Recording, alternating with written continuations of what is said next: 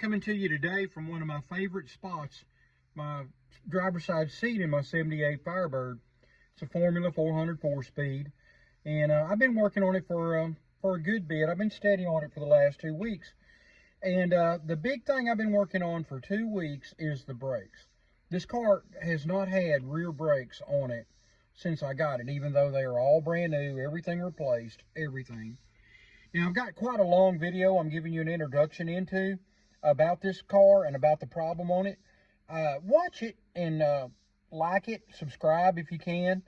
The problem was a very uncommon issue that I had run into before way back in the 1980s. So I was familiar with it. But just like so many of you, I was very easily able to jump to a conclusion of what was wrong and go down a rabbit trail. And this whole video is about that rabbit trail. And there's a picture in there of the restored power brake booster that I did on my workbench. I did not shoot a video on that. If you guys are really interested in being able to, you'll see the picture of the power brake booster in the videos. If you're interested in that, I can doll up another one. And it's all with paint. That booster is painted. It's not chrome irradiated or any of that stuff. So anyway, I'd appreciate it if y'all would watch the video. Maybe you'll learn something about brakes, and like and comment. I'll answer any questions that you got. Thank you for watching.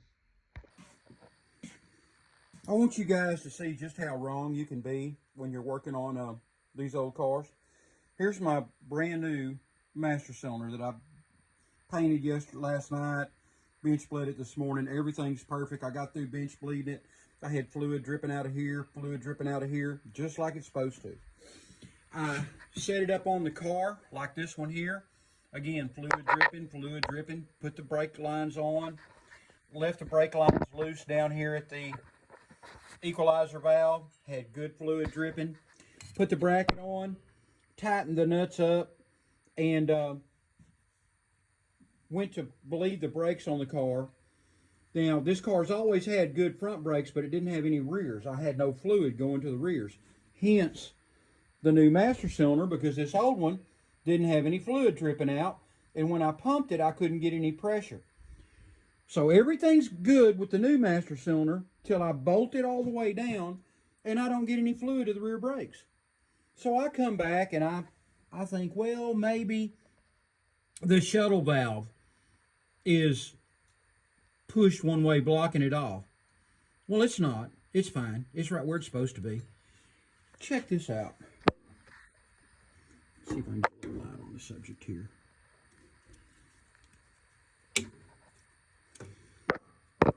Now again, everything was fine till I bolted it down. Look at that. See that? See that? That master cylinder should push straight up and flat against that booster with no pressure. That is pushing on that what appears to be, I don't know, maybe it's hard to see, maybe 1/8 of an inch. Maybe 1/8 of an inch, which is not correct at all. So I take this off. I've had them in the past that this is adjustable. This one is not adjustable. You can't turn it one way or the other. So I'm thinking, well, you know, hell, surely that didn't just happen overnight or by itself. What could be wrong?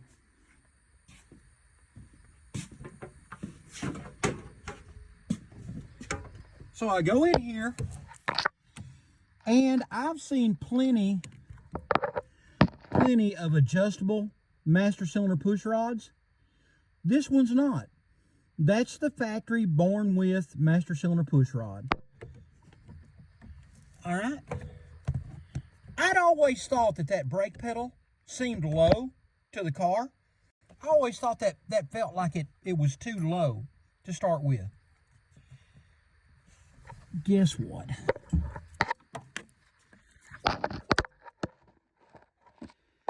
Somewhere in this car's life,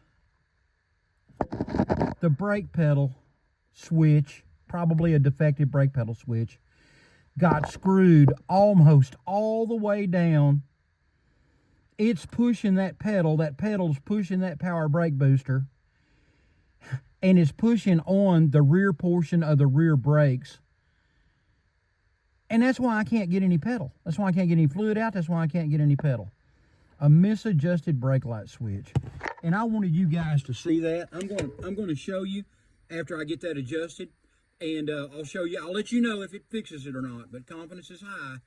I get that brake pedal switch out of there. That's probably just bad, and it's going to allow me to bleed these brakes and get it fixed. I wanted to give everybody an update on my 78 model W72 400 4-speed Formula Firebird. It's been a year since I pulled the transmission out to rebuild it. Second gear was really, really bad in this car. Pulled the tranny out, built it, new second gear, new bearings, all that stuff. And it, you know, this stuff shouldn't take as long as it does, but it does. So I got that together, and got the transmission built, got it put in, and the clutch pedal had started acting really, really goofy on this car even before I pulled the transmission out. Well, when I pulled the transmission out, I found why it was acting goofy. That right there had jumped out of that bracket, completely jumped out. And I think I had adjusted the clutch to make up for it, but this is why it had jumped out, and that's why the clutch pedal and everything was so stiff. Well, guess what? With the inner fender well in the car, you cannot get your hand in there to save your life. All these brake lines are in the way. The fender well comes down. It's just impossible. So I was really mad originally about having to pull the fender well out of the car. I thought, good grief, why does this have to be so hard that I got to pull the fender well out? Well, as I progressed with the repair, pulling the fender well out wound up being a huge blessing for me. A couple of things. One, it revealed this fuel line right here. That with the fender well in, I had never seen this rubber line. Now, I replaced all the rubber hoses on this car except that one. The one that was on here was the Born With hose, and it was horrible. I would not have found that had I not had to pull the fender well out. Well, I got over being mad about having to pull the fender well out when I got to that. All right, so ever since I had the car, I had no rear brakes. We had front brakes, no rear brakes. When we had it up in Corsicana, me and Terry doing all the work on it, a new exhaust system, all kinds of floor pans, all kinds of stuff. We never could get any fluid to the rear brakes. The brake master cylinder that was on the car originally looked like it had been replaced. So we kept messing with it, but we never could get any fluid to the rear brakes. And I finally just brought the car home. And I bet I haven't driven this car a mile the whole time I've owned it. Not 1 mile. I've been working on it the whole time. Well, here's the debacle that I came across. This is something, you want to watch this video, it's worth learning this. Here's the master cylinder and booster that was on the car when I got it. And that master cylinder looks pretty good, and the inside of it looks real good. I believe this master cylinder had been replaced very recently. Well, those of you that have done master cylinders and you bleed master cylinders, you know that when you fill this master cylinder up with fluid and bleed it, if you take the plugs out, both of these will drip brake fluid. They will both, if everything's working good, they will both drip brake fluid. Well, this master cylinder on the car would not drip any fluid out of that hole.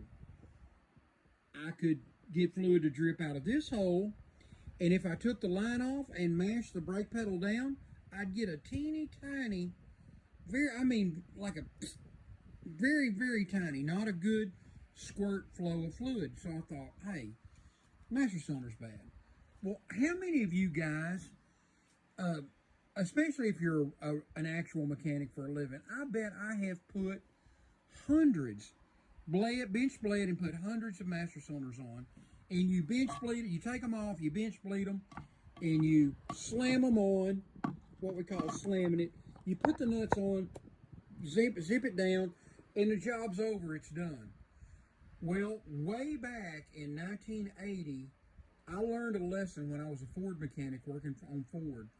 We got a brand new Ford Fairmont in, and right off the truck, when you went and drove, as you went to go drive the car, the front brakes got more and more applied automatically by themselves.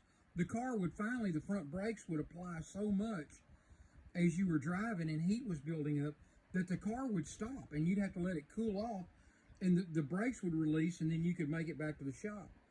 Well, back in those days, the service managers did a lot of diagnosis, and our service manager, God rest his soul, decided it needed a new master cylinder. Well, since it was a brand new car model, we had to wait like a week or 2 weeks to get one from Ford.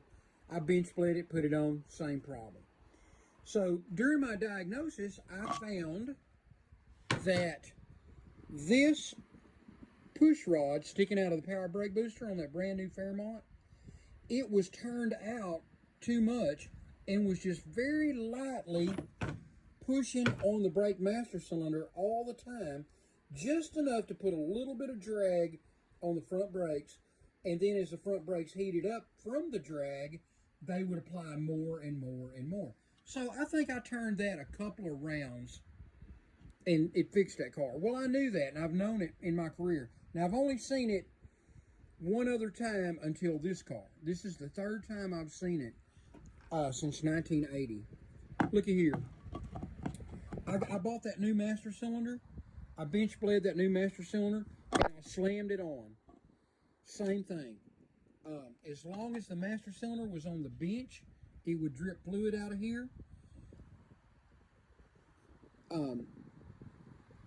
When I bolted it down, the fluid stopped immediately, and I could get nothing out of that portion of the master cylinder. Look at this. Look at that rocking. See that? See that? That is pushing on that master cylinder at least 1/8 of an inch. At least 1/8 of an inch. Enough that it's pushing on it enough that it's moving that piston enough that it was it was not allowing the fluid to come down through the master cylinder into the bore for that piston. So when I was trying to figure this out, and that's not adjustable, by the way, on that booster. There's no adjustment. So I'm trying to figure it out, and I flopped down here in the floor of the car to try to see if I could see something causing a problem. And yeah, sure enough, the brake light switch. The brake light switch right there was just adjusted way down. Way down to that pedal. Way down. So I said, oh, there it is. The brake pedal switch causing it. So I backed that thing off a good, I don't know, a solid inch, and went back and retested. Well, same thing.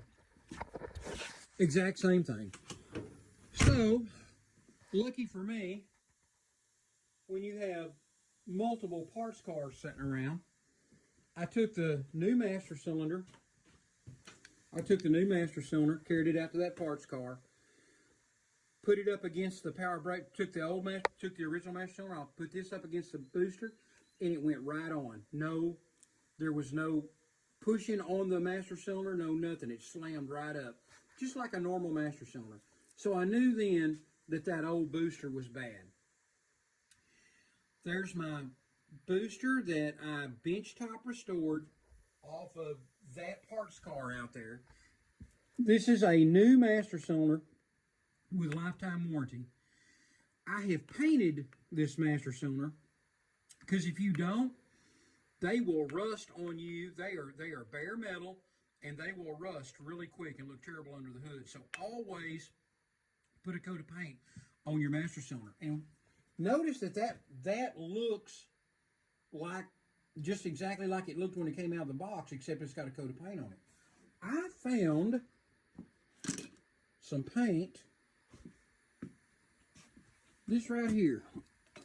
I found this paint at O'Reilly's.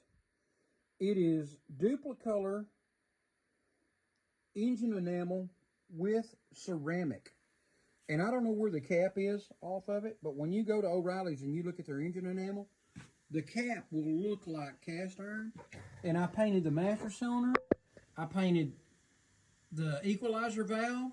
And guys, that looks just like cast iron to me. So that's the kind of paint you want to go with. And while I've been down here, I went ahead and cleaned, and now don't worry about this. I'm gonna clean this off. I went ahead and buffed all the rust off and painted the rotor, and we got the brand new calipers and loaded calipers and pads on it. Went ahead and cleaned up the end of this sway bar link here. Now, I sprayed all this down real good 3 or 4 times with Easy Off oven cleaner. So confidence is high when I pull this car outside where and get my pressure washer on it. We're going to be able to get all of this completely clean because that Easy Off melts that heavy caked on grease. And now the task at hand is polyurethane sway bar end link bushings, which are going to go right there to replace the ones that were completely trashed. Now, on to the gauges. When I gave y'all my last update, I told you that my gauges were not working, and they weren't. None of them. Look at this handy dandy little gauge tester. I got this off Amazon. It's for Ford fuel tanks, but basically it's just a 3-position resistor. It's got different ohm settings for 3 positions. So here's the water temperature sending unit that was on the car when I got it. See that? And this wire right here hooks to that water temperature gauge. Well, the water temperature gauge has never worked on this car, and I've had the cluster in and out a couple of times, more times than I want. So this little tester right here, you simply hook it up to the sending unit, and then hook the red wire to the sending unit wire, hook the other to ground, and now that gauge that never worked, not once, when I turn the key on, we're going to be able to see that. Yeah, there we go. When I see that, the gauge stood right up in the middle. All right, that's not a problem with the gauge. That's a problem with the sending unit. And what I found is this is not a water temperature gauge sending unit. This is a sending unit for a light. It's simply on and off. It has no range of adjustment in it to run a gauge. Now, my oil pressure gauge is not working, and since I got this little tool, I was able to hook it up to my oil pressure gauge wire on the other side. Turns out I've got no power coming out of the instrument cluster going to the oil pressure sending unit. So I've got one of 2 things wrong. I'm going to have to pull the cluster back out. I've either got something wrong with the output wire from the cluster over here to the sending unit, or my gauge, that power comes from the gauge in the cluster. The gauge itself may have power going to it, but no power coming out, which means it would be a bad oil pressure gauge. And luckily, I've got 3 parts cars with Trans Am instrument clusters. I'm going to make that oil pressure gauge work tomorrow. So this handy dandy little tool, I got that off of Amazon. That's a really good, really cool little tool that really helps with diagnosis. And I'll show you right quick what the actual cure is and the part number in case you need it. This was real inexpensive. Really, really inexpensive. Once you know what's wrong.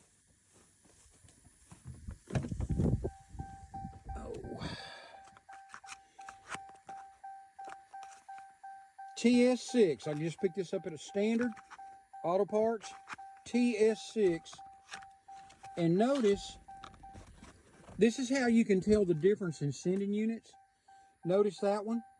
The other one has a male spade, and then this one is made with the circle top. Sending units for temperature gauges always have that circular top, and for the on and off, the hot light, they always have a spade terminal. All right. Now, one last thing on the brakes I want to show you. You got to have a check valve in your power brake booster, and including the one on this car originally was bad. I pulled a couple out of my other cars that I had, and they would not check either. These things have a little bitty diaphragm inside them, and of course, like anything else, over 50 years of abuse, they quit functioning. Here's the original out of the booster, and you can see that diaphragm down in there has got this torn really bad. It vacuum goes right straight through it. Hopefully this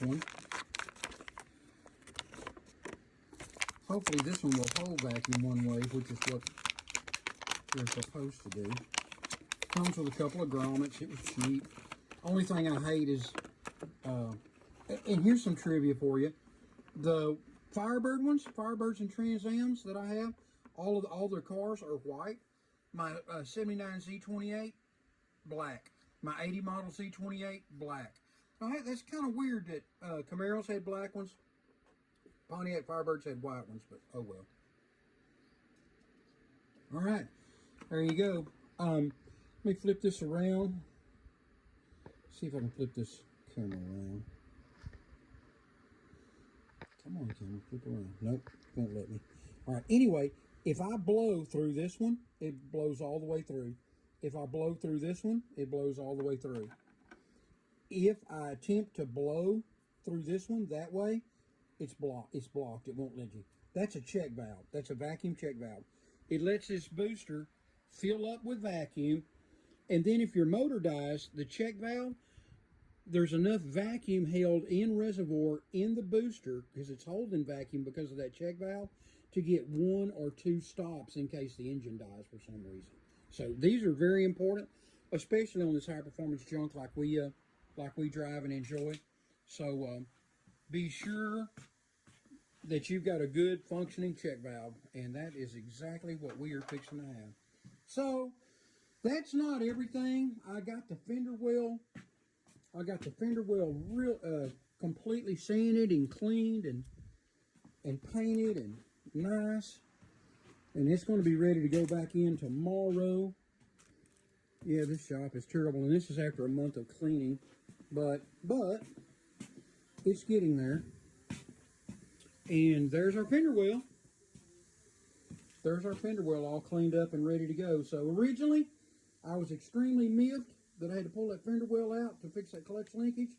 But now, with everything that has gone on, I am not upset. I am not mad anymore about the fender well. So there is a very long update on the Firebird. So I think tomorrow's the day, guys. I think tomorrow is the day. Got them year 117s. I think tomorrow's the day. I think tomorrow is the day. We will be driving the Firebird today. Thanks for watching. Thanks for liking. Thanks for subscribing.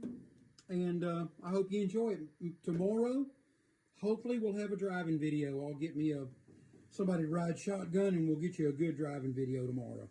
Thanks a lot, everybody.